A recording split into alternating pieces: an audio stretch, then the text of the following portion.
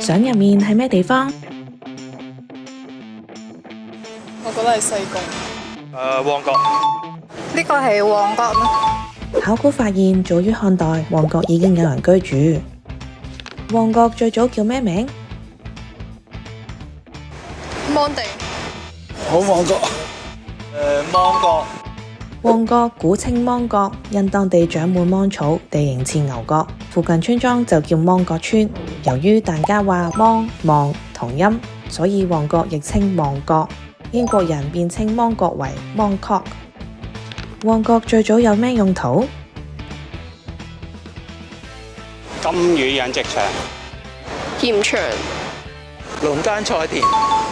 19世紀，村民以種植通菜、西洋菜同花卉為生，形成今日嘅通菜街、西洋菜街同花園街等。旺角曾經有以下邊啲設施？隧道、核電廠、旺角碼頭。20世紀初，政府為防蚊患，填平菜田同興建客運碼頭，其後成為重要嘅交通樞紐，帶動周邊商業發展。1930年代，呢一帶轉型為輕工業區，芒角正式改為旺角，取其興旺之意。